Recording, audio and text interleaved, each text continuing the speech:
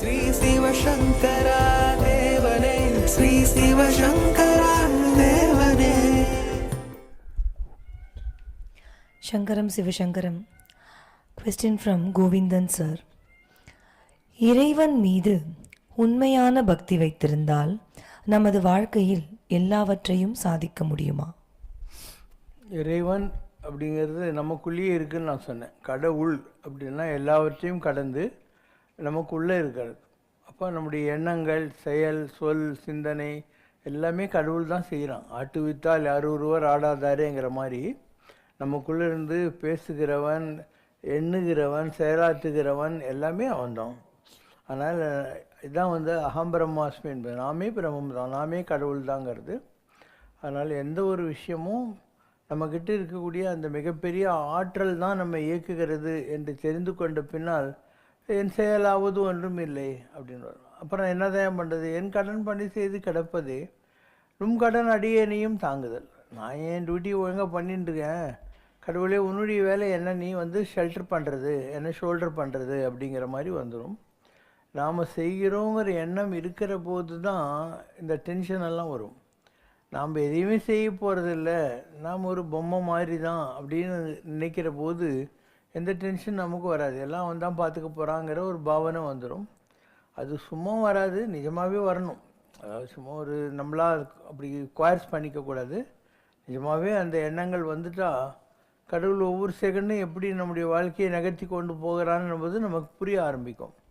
நாம் செய்கிறோங்கிற எண்ணம் இருக்கிற வரைக்கும் வீல் ஃபீல் ஹேட்ரட், ஆங்கர், சந்தோஷம், துக்கம் எல்லாம் மாறி மாறி வந்துக்கிட்டு தான் இருக்கும். Question from Nagarkovil Priya. Dear Baba, in the modern day workplace where everyone is out for themselves, how can we balance between being generous, kind, helpful and being selfish in order to complete our own work? No need to adjust with others.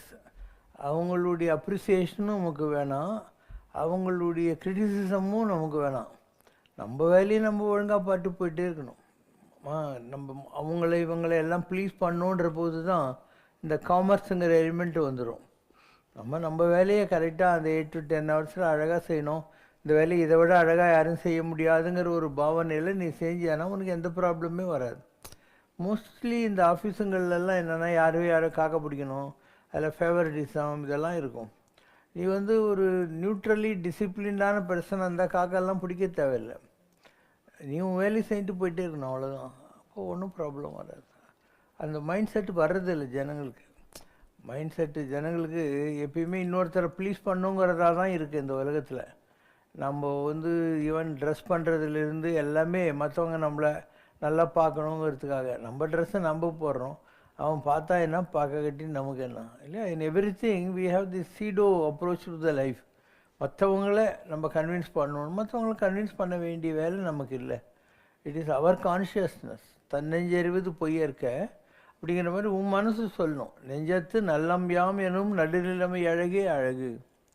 அப்போது மனசு சொல்லணும் நீ ரொம்ப நல்லவன்பா அப்படின்னு. அதை விட்டு குஞ்சி அழகும் கொடுந்தானே கோட்டழகும் அழகல்ல அப்படின்னு. நீ போட்டுக்கிற ட்ரெஸ்ஸு, நீ வச்சுருக்கிற ஹேர் ஸ்டைலு, நீ போட்டுக்கிற ஜுவல்லரி இதெல்லாம் அழகு கீழே வராது. மனசு சொல்லணும். நடுநிலைமைன்னா நம்ம நேர்மையாக இருக்கோம், நம்ம டியூட்டி நம்ம ஒழுங்காக பண்ணுறோங்கிற மாதிரி. மற்றவங்களை பற்றி கவலைப்படுத்த எப்பயும் நல்ல பேர்லாம் வராது உலகத்தில்.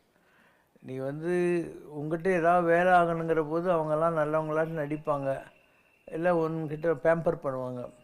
உன்னால் அவங்களுக்கு ஒன்றும் இன்னும் தேராதுங்கிற போது ஒன்றை நக்கல் பண்ணுவாங்க. நேரில் இல்லைனாலையும் முதுகு பின்னால் பேசுவாங்க. அதனால் இதெல்லாம் நீ கண்டுக்கவே கூடாது. எத்தனையோ மேடு பள்ளம் வழியிலே அத்தனையும் தாண்டி காலை முன்வையடா, சத்தியமே லட்சியமாய் கொள்ளடா, தலை நிமிர்ந்து செல்லடா. அவ்வளோதான். உனக்கு நேர்மை சத்தியம் இதுதான் வழி. போயிட்டே இப்படி இந்த குதிரைக்கு 2 பக்கம் இப்படி போட்டுருவாங்க, இப்படி பார்க்காது. அது மாதிரி உன் வழியில் நீ போயிட்டே இருக்கணும். The time you accept that somebody has to appreciate you, even criticism you should be. ஒரு அப்ரிசியேஷன் தான் வேணும்னு நீ சொல்ல முடியாது, கிரிட்டிசிசமும் தேவைப்படும். ரெண்டுத்தையும் பேலன்ஸ் பண்ணுறதுக்கு உனக்கு தில் கிடையாது. அதனால் it's better you mind your job and keep moving further. Question from Sainathan Sivasankar. விதியை மதியால் வெல்வது என்பது அறிவால், பிரார்த்தனையால், உழைப்பால் விதியையே மாற்றுவதா, இல்லை நடப்பவை ஏற்கனவே நிர்ணயிக்கப்பட்டது, ஆனால் நமது வே ஆஃப் ரியாக்டிங்கை மாற்றிக்கொண்டு ஈக்வானிமிட்டி ஆஃப் மைண்டோடு அனைத்தையும் சமநோக்கோடு ஏற்றுக்கொள்வதா? நம்ம பூர்வ புண்ணியத்துக்கெல்லாம் அதிபதியாக இருக்கிறவன் சந்திரன். அப்போ மதினா யார்? சந்திரன். விதியை மதியால் வெல்வது அப்படின்னா கடவுளுடைய துணையை கொண்டு நம்முடைய விதியை மாற்றிக்கொள்ள முடியும் அப்படிங்கிற மீனிங் நீ எடுத்துக்கிட்டேன்னா உனக்கு ப்ராப்ளமே இல்லை. தெய்வம் நமக்கு துணை, ஒரு தீங்கு வர மாட்டாது. அப்போது ரெண்டு வழி தான். ஒன்று, ஊழையும் உப்பக்கம் காண்பார் உழைவின்றி தாழாது உயர்த்துவார். யார் ஓய்வறியாமல் உழைக்கிறாங்களோ அவங்க ஊழை கூட வெல்ல முடியும் அப்படின்னு அர்த்தம். இன்னொரு வகையில் என்ன, தெய்வம் நமக்கு துணை. கடவுள் நினச்சிக்கிட்டு உன் கடமை நீ செஞ்சுட்டு போயிட்டே இருக்கணும். நன்றே வரினும் தீதே விலகினும் நான் அறிவது ஒன்றேயும் இல்லை, எனக்குள்ளதெல்லாம் உனதென்றே அழித்து விட்டேன் உனக்கே பரம், நீ நடுக்கடலில் வீழினும் என்னை கரையேற்றுதல் திருவுளமேன் அபிராமேந்தா சொல்கிறது ஒரு நிலையை எடுத்துக்கணும். அப்போ உடல் பொருள் ஆவி எல்லாத்தையும் கடவுள் அவங்ககிட்ட ஒப்பு கொடுத்து விட்டு நம்ம கடமையும் செய்கிறது. அப்போ மதியால் வெல்வது என்பது கடவுளுடைய துணையை கொண்டு வெல்வது அப்படின்னு அர்த்தம். வெறும் பிரெயினை வச்சுக்கிட்டுன்னு இல்லை, பிரெயின் ஒன்றும் குழப்பிக்கினே தான் இருக்கும். நீ உன்னுடைய நார்மல் பிரெயினை நம்பினேனாக்கா ஒன்றும் குழப்பிக்கின்னு தான் இருக்கும். ராங்கை ரைட்டு மாதிரி காட்டும், ரைட்டை ராங் மாதிரி காட்டும். ஏன்னா அதில் ஒரு பாசாங்க இருக்கும். மற்றவங்களுக்காக காம்ப்ரமைஸ் பண்ணிக்கிற, அட்ஜஸ்ட் பண்ணுகிற, ஒரு ஃப்ளாட்டரியில் மயங்குகிற, கிரிட்டிசிசத்தில் அஃபெக்ட் ஆகிற இந்த ஹியூமன் இன்க்ரீடியன்ஸ் எல்லாம் தொலைக்கும். ஆனால் அதெல்லாம் கண்டுக்காத. மதியம்னா கடவுள் நம்பு. அந்த கடவுள்னா சந்திரன் நினைக்கும். சந்திரன் யார்? பூர்வ புண்ணியாதிபதி. இப்போ இந்த உலகத்தில் நாம் இன்றைக்கி மனுஷனாக பிறந்திருக்கோம்னு நம்மக்கிட்ட புண்ணியம் இருக்குன்னு அர்த்தம். மானிடராக பிறப்பதற்கே மாதவம் செய்திட வேண்டுமான மனுஷனாக பிறக்கிறதுக்கே பெரிய தவமெல்லாம் செஞ்சுருக்கோம். இப்போ பூர்வ புண்ணியத்துக்கு அதிபதி சந்திரன் வச்சுக்கலாம். அந்த சந்திரன் அந்த அந்த நம்பிக்கை நம்மக்கிட்ட இருக்குதுன்னு சொல்லிவிட்டு நம்ம பாட்டுக்கு நம்ம கடமையை செஞ்சுட்டே இருக்கணும். மதியால் வெல்லலாம்னா கடவுளுடைய துணை கொண்டு வெல்ல முடியும். இப்போ எப்படி முடியும்னா, குடிசெயல் என்னும் ஒருவருக்கு தெய்வம் மடிதற்று தான் முந்துடும். யாராவது உருப்படணும்னு நினச்சா வேஷ்டியை மடித்து கட்டின்னு கடவுள் பக்கத்திலே நிற்பாரான், உனக்கு ஏதாவது ஹெல்ப்பு வேணுமாப்பா அப்படின்னு. அப்போ நாம் என்ன பண்ணணும், உருப்படணும்னு நினைக்கணும். அப்போ கடவுள் பக்கத்திலே நிற்பார். வேஷ்டியை மடித்து கட்டின்னு உனக்கு ஏதாவது வேணுமான்னு கேட்டுன்னு உட்காந்துருப்பார். ஸோ நம்ம லைஃப் தான் நிஜம். மற்றவங்களுக்காகலாம் நீ பார்த்துனே இந்த உலகத்தில் வாழ முடியாது. இப்போ எப்பயும் யாருக்காகவும் காம்ப்ரமைஸ் பண்ணாது. உன் கடமைகளை செய். அப்பா அம்மா இருக்காங்களோ அவங்களுக்குள்ள கடமைகளை நீ செய். உன்னுடைய மனைவி, மகன், மகள் எல்லாம் செய். ஒரு ஸ்கூலுக்கு போகிறேன்னா ஒரு ஸ்டூடெண்ட்டாக உன்னுடைய கடமை என்னவோ அது சுதர்மம்னு பேர். சுதர்மம்னாக்கா மற்றவங்களை வச்சு நம்ம எண்ணங்களை மாற்றிக்கொள்ளாமல் நமக்கு இட்ட கடமையை நாம் ஒழுங்காக செஞ்சுட்டு போயிட்டே இருக்கணும். அதுதான் சுதர்மம்ன்றது. என்னுடைய கடமைகளை நான் நிறைவேற்றுவேன் அப்படிங்கிற மாதிரி. Question from Jayakumar sir.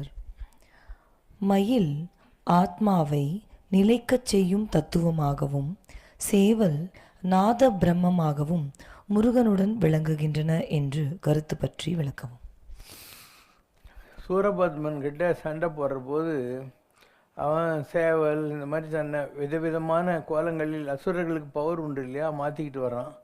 அப்போ ஒவ்வொரு ஃபார்மில் அவன் வர்றபோதும் வேங்கை மரமாக வரான், சேவலாக வரான், மயிலாக வரான். அந்த மாதிரி வர்றபோது இவர் அழிச்சிக்கிட்டே வர்றாரு. லாஸ்ட்டில் hate the sin but not the sinner. ஒருத்தன் செய்த தவறை வெறுக்கணும், அவன் செய்தவனை வெறுக்க தேவையில்லை அப்படிங்கிற ஒரு ஃபார்முலேட்டில் அவன் சொல்கிறான், நான் தெரிஞ்சுக்கிட்டேன், மூவருக்கும் மேலான மூர்த்தி என்றோ, பிரம்மா விஷ்ணு சங்கரன் மூணுக்கும் மேலே இருக்கிற கடவுள் நீ தான் தெரிஞ்சுக்கினேன். பாலகன் என்று ஏமாந்தேன், உன்னை போய் நான் குழந்தைன்னு நினச்சி ஏமாந்து போட்டினேன், நீ தானே எல்லாரை விட பெரிய ஆளுன்னு தன் தவறுகளை உணர்கிற போது அவர் என்ன பண்ணுறாரு, சரின்னு அவனையே தன்கிட்ட சேவலும் மயிலுமா வச்சுக்கிறார். அதே மாதிரி இந்திர மயில்னு ஒன்று இருக்குது முருகர்கிட்ட. ஸோ இந்திரனையும் மயிலாக மாற்றி வச்சுருந்தார், சூரபத்மனையும் மயில் சேவலாக மாற்றி வச்சுருந்தார். ஸோ இதெல்லாம் அந்தந்த காலகட்டங்களில் நடக்கிற விஷயங்கள். அவன் அந்த வடிவத்தில் அவன் வந்தான், அதுக்குள்ளேயும் அவனுடைய ஆத்மா இருக்குது. அவன் தன்னுடைய தவறை உணர்ந்துட்டான். அதுக்கப்புறம் அவனை தன்கிட்டே வச்சுக்கிறாரு. அப்போ ஒவ்வொரு தடவை நீ முருகரை கும்பிடுற போதையும் சேவலைப்பார், மயிலைப்பார், வேலைப்பார், அவங்ககிட்ட இருக்கிற ஒவ்வொரு பார்ட்ஸ் ஆஃப் இந்த இதையும் பார்த்துக்கிட்டு நாமளும் சூரபத்மனை மாதிரி இருக்கக்கூடாது, உருப்பட பார்க்கணும், அப்போ கடவுள் நமக்கு அடைக்கலம் தருவார். சரணமானால் தந்தால் அடைந்தார்க்கெல்லாம் மரணமானால் வைகுந்தம் அளிக்கும் பிரான் உள்ளனாகவே இல்லாதது என். வாழ்கிற காலத்தில் யார் சரண்டர் ஆகிட்டாங்களோ அவங்களுக்கு மரணமான பின்னால் வைகுண்டத்தில் கடவுள் இடம் போட்டு வச்சிருப்பார். அதனால் நமக்கு இல்லாதது என்ன இந்த உலகத்தில்ங்கிற ஒரு பாவனை வந்துடும். அதனால் யாராக இருந்தாலும் இந்த உலகத்தில் ஒரு to err is human, forgive is divine. இப்போ கடவுளுங்கிறவன் பரம கருணாமூர்த்தி. நாம் செய்கிற தவறுகளை அவன் கட்டாயம் மன்னிப்பான். இடர்களையும் மாதா பிதாவென நான் உன்னை வரித்தேன், நீ யாதாமால் யாதாமினி. என் கஷ்டங்களெல்லாம் போக்குற அம்மா அப்பாவா கடவுளே நீ தான் இருக்க, எனக்கு என்ன நீ தான் பார்த்துக்க போகிற அப்படின்னு அர்த்தம். அதனால் God has the highest quality of forgiving people. அவன் உருப்படணுன்றது தானே காரணம். பைபிளில் ஒரு ஸ்டோரி வரும், ப்ராடிகல் சன்னு. ஒரு பையன் சண்டை போட்டுன்னு சொத்தெல்லாம் கொடுன்னு அப்பங்கிட்டேருந்து ஓடிவிடுவான். இன்னொரு மகன் அப்பங்கூடயே இருந்து அவனுக்கு நல்ல தொண்டு செஞ்சுக்கிட்டு குடும்பத்தில் பொறுப்பாக இருப்பான். இந்த ஓடிப்போன மகன் எல்லாத்தையும் ஏந்துட்டு இன்னும் திரும்பி வரான் வெறுங்கையோடா அப்படிங்கிற போது அப்போ வேலைக்காரனை கூப்பிட்டுட்டே இருக்கிறதுலே நல்ல ஆடு வெட்டி கொள்ளுன்னு இன்றைக்கி பிரியாணி பண்ணுறா, என் மகன் திரும்பி வந்துட்டான் அப்படின்னு. நல்ல மகன் கேட்குறான், ஏன்யா பாவி, நான் இவ்வளோ நாளாக உங்கள்கிட்டுக்கிறேன், ஒரு நாள் இப்படி சொல்லியிருப்பியா, அவன் ஓடி போவாலி அவனுக்கு போய் இவ்வளோ சரியான்னு. அப்போ அவர் சொல்கிறார், ஒரு ஆட்டு மந்து இருக்குது, அந்த ஆட்டு மந்தையில் நல்லாகிற ஆட்டெல்லாம் அவன் குச்சி வச்சு ட்ருன்னுவான், ஆளுங்கெல்லாம் ஓடிக்கின்னே இருக்கும். கால் உடஞ்சி போன ஆடு இல்லை, அதை தான் அந்த மேய்ப்பன் தூக்கின்னு போவான். அந்த மாதிரி உருப்பட்டுட்டு போன சிவசங்கர் பாபா சிட்டி பாபா பற்றியெல்லாம் கடவுளுக்கு கவலை இல்லை, உருப்படாத இருக்கிற பசங்களுக்கு தான் அவனோட கன்சர்ன் இருக்கும் அப்படிங்கிறதான் பைபிளில் வர ப்ராடிகல் சன் ஸ்டோரி. அதனால் தவறு செய்கிறவர்கள் திருந்த நினச்சா அதை விட நல்ல விஷயம் கடவுளுக்கு இல்லை. You will be too happy. நம்ம பையன் உருப்பிட்டானேங்கிற ஒரு பரம சந்தோஷம் அவங்களுக்கு கிடைக்கும். ஏன்னா மற்றவங்கெல்லாம் உருப்பிட்டாங்க, அவங்களுக்கே தெரியும் இல்லையா உருப்பிட்டாங்க அப்படிங்கிற மாதிரி.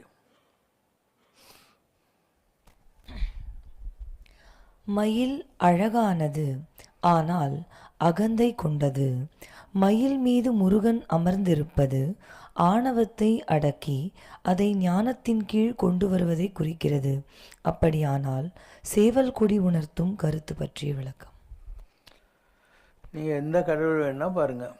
வன்புலி வாகனம் என்னென்னா ஐயப்பசாமி, சிங்கத்து மேலே உட்காந்துருக்கிறது அம்பாள்னு சொல்லுவாங்க, ரிஷப காளை மேலே உட்காந்துருக்கிறது சிவபெருமான்னு சொல்லுவாங்க, கருடம் மேலே உட்காந்துருக்கிறது பெருமாள்னு சொல்லுவாங்க, பாம்பு கொடை கீழே படுத்துக்கிட்டு இருக்கிறது பார்க்கடலில் பெருமாள்னு சொல்கிறாங்க, அன்னப்பட்சி மேலே உட்காந்துருக்கிறது சரஸ்வதின்னு சொல்கிறாங்க, எலி மேலே உட்காந்துருக்கிறது முருகர் பிள்ளையாருன்னு சொல்கிறாங்க. அந்த மாதிரி மயில் மேலே முருகர் உட்காந்துருக்காரு, அவருடைய கொடி சேவல் கொடிங்கிறது. அதனால் இது எதுவுமே இன்ஃபீரியரு சுப்பீரியருங்கிறதுக்காக வைக்கலை. இந்த உலகத்தில் இருக்கிற எல்லா ஜீவராசிகளுக்குள்ளேயும் கடவுள் இருக்கார், எல்லாமே கடவுளுக்கு வேண்டியவன் தான். எல்லா உயிரும் என்னுயிராயின, எல்லா உலகும் என்வசமாயின, ஏன்னா எல்லாம் கலந்த எல்லாம் பரத்தீசர் அப்படின்ற மாதிரி எனக்குள்ளே இருக்கிற சாமி தான் மயில்கிட்டையும் சேவல்கிட்டையும் பாம்புக்கிட்டையும் எல்லாத்துக்கிட்டையும் இருக்கார். அதனால் பாரதியாருடைய ஒரு பாட்டு வரும். அதனால் பகைவனுக்கு அருள்வாய் நன்னெஞ்சே பகைவனுக்கு அருள்வாய், பகைவனுக்கு அருள்வாய் நன்னெஞ்சே பகைவனுக்கு அருள்வாய், புகை நடுவினில் தீ இருப்பதை பூமியிற் கண்டோமே நன்னெஞ்சே பூமியிற் கண்டோமே, பகை நடுவினில் அன்புருவனனும் பரமன் வாழ்கிறான் நன்னெஞ்சே பரமன் வாழ்கிறான், பரமன் வாழ்கிறான் நன்னெஞ்சே பரமன் வாழ்கிறான், சிப்பியிலே நல்ல முத்து விளைந்திடும் செய்தி அறியாயோ மன்னஞ்சே. புரியுது இல்லையா? இதுதான் பாரதியாருடைய பாடல் தான். சிட்டி பாபா ஒரு நாள் இப்படி உட்காந்துருக்காரு, உட்காந்து இப்படி மோட்டூரில் அந்த சீலிங் அதை பார்த்து சிரிச்சினே இருக்கார். பக்கத்தில் இருக்கிறவங்க ஒன்றும் புரியல, இவர் ஏன் மாதிரி பார்த்து அந்த அங்கே ஒரு பல்லி வந்து கொட்டக்கொட்டான்னு வாழை ஆட்டிக்கிட்டு ஒரே ஜம்பில் இருக்குது. இவர் சொல்கிறாரு, இந்த பல்லிக்கு எவ்வளோ சந்தோஷம் பாரு, இதனுடைய அக்கா பல்லி அவுரங்காபாத்துலேருந்து வருதுன்ட்டு இது எவ்வளோ கிக்குன்னு அப்படின்றார். எல்லோரும் என்னடா பாபா ஏதோ கிண்டல் அடிக்கிறாரு, பல்லிக்கு அக்கா பல்லி அதுவும் அவுரங்காபாத்துலேருந்து வருதா அப்படின்னு. கொஞ்ச நேரம் கழித்து ஒரு அவுரங்காபாத்துலேருந்து வந்தோம் அப்படின்னு 2 பேர் வந்து சேர்றாங்க. அவங்க வச்சுன்னுக்கிற அந்த ஹோல்டால்னு சொல்லுவாங்க அந்த காலத்தில், அதுலேருந்து ஒரு பல்லி குச்சி ஓடி போய் இந்த பல்லி கூட சென்ட்டு 2 குட்டுன்னு பேசிக்கினே இருக்குது. அப்போது பல்லிகளுக்கு உறவு இருக்குது, அவுரங்காபாத்தில் இருக்கிற பல்லிக்கு இங்கே இருக்கிற பல்லிக்கும் கான்டாக்ட் இருக்குது, அது வர்றதை நினச்சி சந்தோஷப்படுறதுங்கிறது இருக்குது அப்படின்னு அவர் ப்ரூவ் பண்ணியிருக்கார். அதே மாதிரி காஞ்சி பரமாச்சாரியர்கிட்ட ஒரு குழந்தைய கொண்டு வராங்க. அந்த குழந்தை மேலே தண்ணியெல்லாம் தெளித்து பார்க்குறாரு, ஒன்றும் ஆகலை. சரி, நீங்கள் மாயவரம் கோயில் கொண்டு போய் அங்கே இருக்கக்கூடிய சாமி தட்சிணாமூர்த்தி கிட்ட போடுங்க குழந்தையன்ட்டு. அந்த குழந்தைய அங்கே கொண்டு போய் போட்ட உடனே ஒரு பூனை ஓடியாந்து அந்த குழந்தைய நக்கிட்டு இந்த குழந்தை நல்லாயிடுது. அப்போ அவர்கிட்ட திருப்பி கொண்டு வந்து குழந்தை நல்லாச்சுன்னாங்க. அப்போ பூனையால் வந்தது பூனையால் தானே போகும் அப்படின்னாராம். இந்த குழந்தைக்கு இந்த தடவை அந்த ஹெல்த் ப்ராப்ளம் இருக்கிறதுக்கு பேச முடியாமல் இருக்கிறதுக்கு காரணம் இது எதையோ ஒரு பூனைக்கு தொந்தரவு கொடுத்துருது. அதனால் அந்த பூனையால் வந்தது பூனையால் போகணும். அந்த பூனை வந்து நக்கிட்டு போனோடனே அது நல்லாச்சுங்கிற மாதிரி நம்முடைய வரலாற்றுகளில் நீங்கள் பார்த்தீங்கன்னா, இப்போ திருவண்ணாமலை விசிறி சாமியாக இருந்தார். அவர் ஒரு நாய் வச்சுருப்பார். சாய்பாபா சாப்பிட அப்படின்னு அதுக்கு பிரெட்டு போடுவார், ரொட்டி போடுவார், எல்லாம் போடுவார். ஒரு வெள்ளைக்காரன் தான். அவனுக்கு கோவம், ஏன்னா அவன் சாய்பாபா டிவோட்டி. அதனால் if only I 400 rupees I will buy one dog and name it Ramsarath Kumar அப்படின்னா. அவர் please do it, my father will be highly ப்ளீஸ்னாரு. அந்த மாதிரி கட்டாயம் பண்ணு, அப்போ தான் எங்கள் அப்பா அண்ணாமலையார் ரொம்ப சந்தோஷமாக இருப்பார்.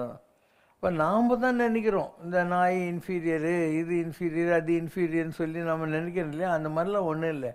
எல்லாத்துக்குள்ளேயும் அதே கடவுள் தான் இருக்கிறான்.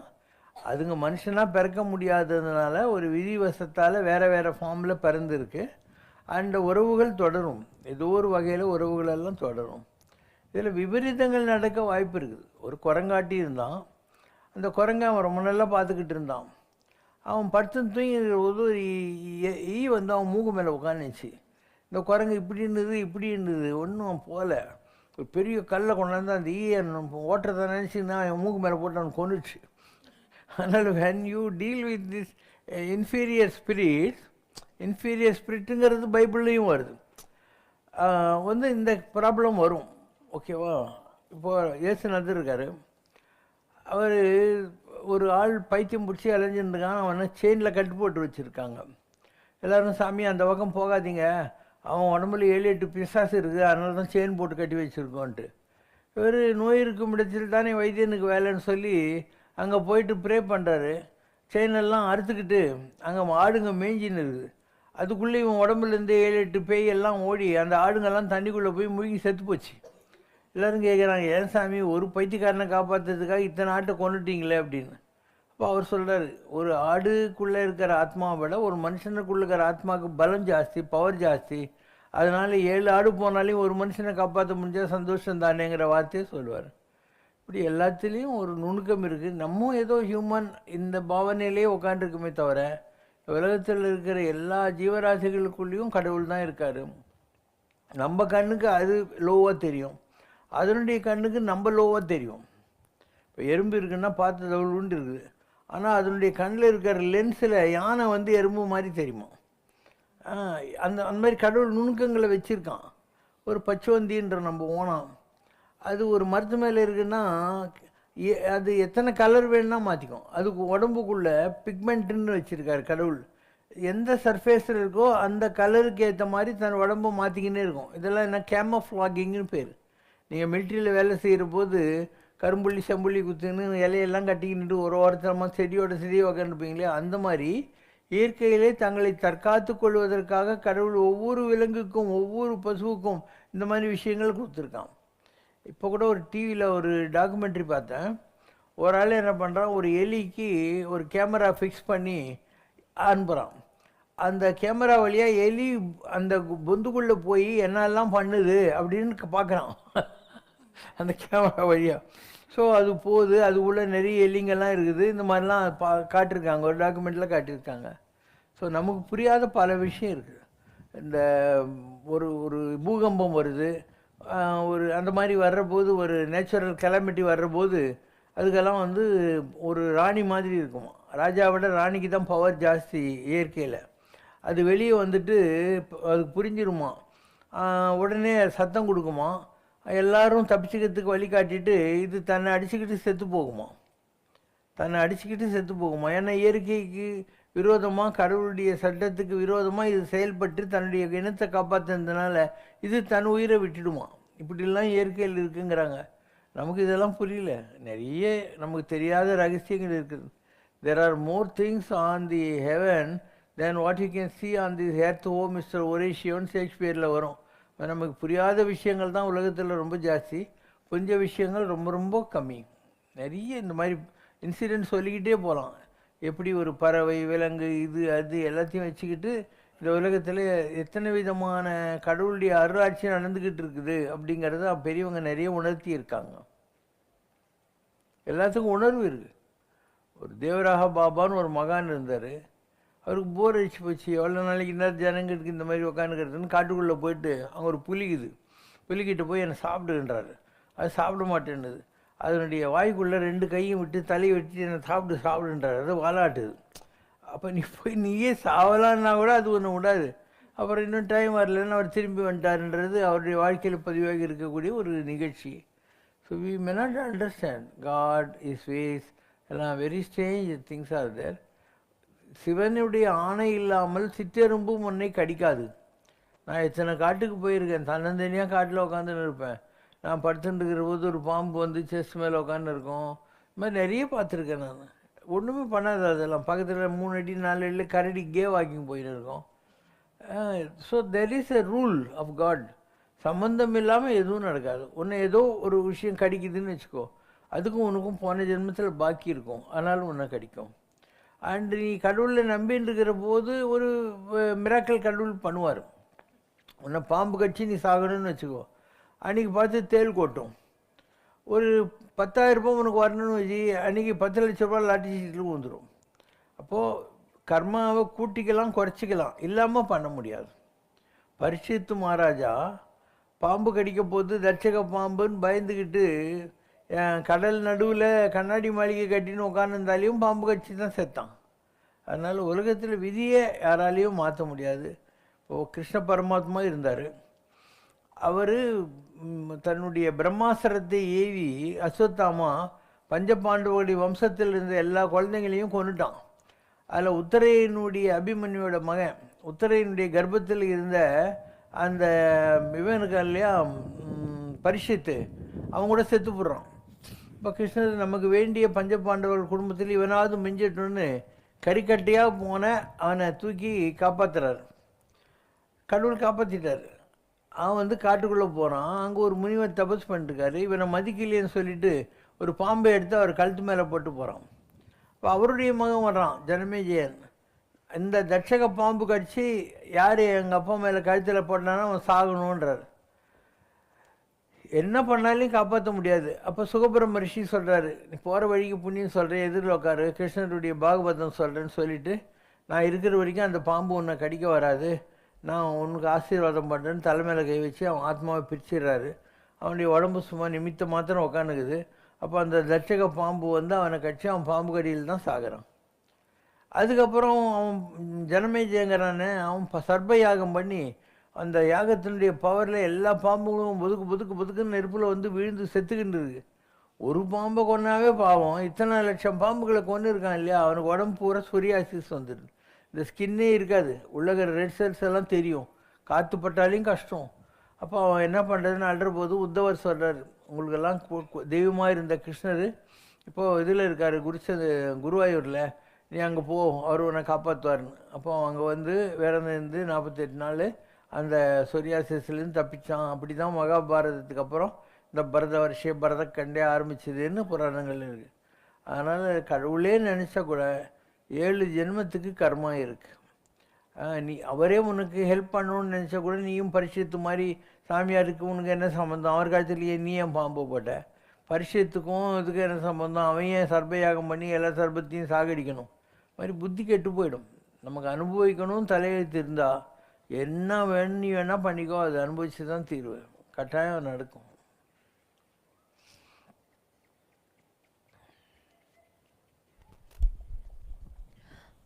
இயேசுநாதர், ராமகிருஷ்ண பரமஹம்சர், ரமண மகரிஷி போன்ற பெரிய மகான்களின் மரணம் சாதாரண மனிதர்களுக்கு வருவது போல் ஏன் கஷ்டமாக அமைந்தது?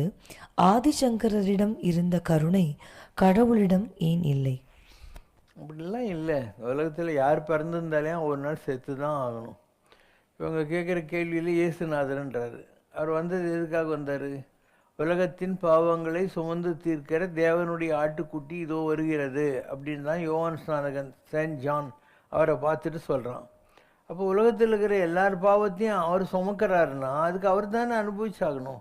கண் இல்லாதவனுக்கு கண்ணு கொடுக்குறாரு, முடவனை நடக்க வைக்கிறாரு, பேப்பிசார் ஓட்டுறாரு. ஒரு காலத்தில் இறந்து போன ஒரு வேலைக்காரனை அவன் முதலாளி வந்து கேட்குறாங்கிறதுக்காக இருந்த இடத்துலேருந்தே உயிரோடு எழுப்புறாரு, எல்லாம் செஞ்சார். So energy is constant. For every action there is an equal and opposite reaction. அப்போ அனானப்பட்ட இயேசுநாதர் உலகத்தில் வந்தது எதுக்கு? உலகத்தின் பாவங்களை சுமந்து தீர்ப்பதற்காக தேவனுடைய ஆட்டுக்குட்டி அப்படிங்கிற கடவுளுடைய பிள்ளையாக, இல்லை இந்த ஷீப், டிவைன் ஷீப்பாக இவர் வந்தார் அப்படிங்கிறோம். அப்போ அவர் கர்மாவை மாற்றினதுக்கு அந்த எனர்ஜி அவர் தானே பேலன்ஸ் பண்ண வேண்டியிருக்கும். அதனால் இயேசுக்கு அப்படியாச்சு. யாரை சொன்னீங்க? ராமகிருஷ்ண பரமஹம்சர். அவருடைய முற்பிறவிகளை பற்றியெல்லாம் நமக்கு தெரியாது இல்லையா? ஸோ பிறவி தோறும் தொடர்ந்து வரும். புனரபி ஜனனம், புனரபி மரணம். ஒவ்வொருத்தர் இந்த உலகத்தில் பிறந்து வர்றபோது பழைய ஜென்மாக்களுடைய கர்மாக்கள் கொஞ்சம் இருக்கும். அது ஏதோ ஒரு வகையில் அவங்கள பாதிக்கும். அப்போ ராமகிருஷ்ணர் காளியே நம்பிட்டு இருந்தார். தட்சிணேஸ்வர் கோயிலில் காளியை பூஜை பண்ணிட்டு இருந்தார். ஆனால் அவருக்கு த்ரோட்டில் கேன்சர் வந்துச்சு. அது மூலமாக அவருடைய கர்மாவும் கழியுது. ரமண மகரிஷி திருவண்ணாமலையில் மலையே கடவுள் தான். ஒரு மலை மேலே ஸ்கந்தாசிரமத்தில் இருந்தார் கொஞ்ச நாள். அப்போ எந்த இடத்துல அந்த ஸ்கந்தாசிரமம் இருக்கோ அந்த இடத்துல அவருக்கு கேன்சர் வந்துச்சு. மாதிரி உலகத்தில் யாராக இருந்தாலும் கர்மாவும் அனுபவிச்சு தான் ஆகணும். அண்ட் விடாதார். ஒரு ராகவேந்திர சுவாமி இருந்தார். அந்த ராகவேந்திர சுவாமியுடைய மனைவி பேர் என்ன? சரஸ்வதி. இவர் சாமி ஆகிட்டார், கும்பகோணத்தில் மடாதிபதி ஆகிட்டாருன்னொடனே அந்த அம்மா கேன்சர் வந்து செத்து போகுது. இவர் உட்காந்துக்கிற இடத்துல பேயாக வந்து சுற்றிக்கிட்டே இருக்குது. அந்த அம்மா ஏன்னா இவர் இருக்கிற இடத்துல பேயாக சுற்றிக்கிட்டே இருக்குது. இவர் அவுட் ஆஃப் கம்பேஷன் தண்ணி எடுத்து மந்திர ஜபம் பண்ணி அது மேலே தெளித்து அந்த பேயூர்கள்லேருந்து அதுக்கு முக்தி கொடுத்துட்றாரு. முக்தி இல்லை, பேய் உடம்புலேருந்து முக்தி கொடுத்துட்றாரு. அப்போ இவருக்கு சொல்கிறாங்க, அவளுடைய கர்மாவை அவள் தான் அனுபவிக்கணும், நீ அவளை இந்த மாதிரி ரிலீவ் பண்ணது தப்பு தான். அதனால் உன்னுடைய சரஸ்வத் பிராமண குடும்பத்தில் வர்றவங்க வருஷத்துக்கு ஒரு நாள் சுமங்கலி பிரார்த்தனை பண்ணி நீ பண்ண தப்புக்கு பதிலாக சுமங்கலி பொம்பளைகளுக்கு புடவை, ரவிக்க, தேங்காய் பழம், தாம்பூலெல்லாம் கொடுக்கணும் அப்படின்னு சொல்லிட்டாங்க.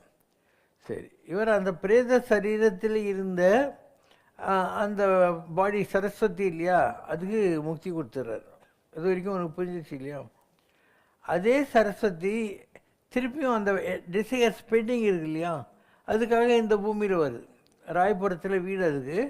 அண்டு ஒரு கேரளாவில் அவங்க ஊர் வந்து ஒட்டப்பாலம். மெட்ராஸில் ஒரு கம்பெனியில் வேலை செஞ்சிட்ருக்கு. ஒரு கேஸ் கம்பெனியில் இந்த சிலிண்டர்லாம் கொடுப்பாங்களா, அந்த மாதிரி ஒரு கம்பெனியில் வேலை செஞ்சுட்டுருக்கு. அதனுடைய அந்த வாசனைகள் விடல் இல்லையா, அது இந்த பிறவியில் கொஞ்சம் கண்டினியூ ஆகுது. அதுக்கப்புறம் திடீர்னு ஒரு நாள் அந்த பொண்ணு எதையோ சாப்பிட்டு சூசைட் பண்ணி சேர்த்து போகுது. அந்த சூசைட் பண்ண பாவனை இந்த பிறவிலையும் விட மாட்டேன்னுது. ஆனால் அந்த பிறவியில் நிறைவேறாது இருந்த கொஞ்சம் ஆசைகள் இந்த பிறவியில் இந்த உடம்பில் கொஞ்சம் நிறைவேறுது. சரி, அதுக்கப்புறம் அதுவும் தப்பு தானே, சூசைட் பண்ணி செத்தது. காரணம் இல்லாமல் காரியம் இல்லை. எல்லாத்துக்கும் ஒரு ரீவைண்டிங்கு, ஃபாஸ்ட் ஃபார்வேர்டு எல்லாமே இருக்குது. எதுவுமே ராங் கிடையாது. கடவுளுடைய சட்டத்தில் எதுவுமே ராங் ஆகிறதில்ல. உறவுகள், துறவுகள், அட்டாச்மெண்ட்ஸு எல்லாத்துக்கும் காரண காரியங்கள் இருக்கும். Last question. முதல் சந்திப்பிற்கு பிறகு எங்களுக்கு உங்களை அடிக்கடி வந்து பார்க்க தோன்றுகிறதே, அது ஏன்? ஆத்மாவில் சம்பந்தம் இருக்கும். ஆத்மாவில் சம்பந்தம் இல்லாத ரெண்டு பேர் சந்திக்கவே மாட்டாங்க உலகத்தில். ஆத்மாவில் சம்பந்தம் இருந்தால் அந்த எண்ணங்கள் வரும். அண்ட் எவ்வளோ சம்பந்தம் இருக்கோ அந்த அளவுக்கு அந்த கனெக்ஷன் இருக்கும். எவ்வளோ சம்பந்தம் இருக்கோ அந்த அளவுக்கு கனெக்ஷன் இருக்கும். ஆத்ம சம்பந்தம் தான் நிஜம், ஃபிசிக்கலாக ஒன்றுமே இல்லை. என்ன இருக்கு? அன்பினும் சாகரத்தில் அன்பென்னும் சாகரத்தில் ஆடிவரும் அருளலையே, ஆடிவரும் அருளலையே. ஆகாய புது நிலவே, ஆகாய புது நிலவே, அகிலத்தின் பெரும் தாயே சிவசங்கரா. விண் பார்த்து தவமிருந்த விண் பார்த்து தவமிருந்த வேதமாம் பயிர் தழைக்க வேதமாம் பயிர் தழைக்க கண் பார்த்து இறங்கி வந்த கண் பார்த்து இறங்கி வந்த கருணை எனும் கார்முகிலே. சர்வமும் சிவசங்கரம் சத்தியம் சிவசங்கரம் சாஸ்வதம் சிவசங்கரம் சங்கரம் சிவசங்கரம். சிவசங்கர பாஹி மாம் சிவசங்கர ரக்ஷ மாம்.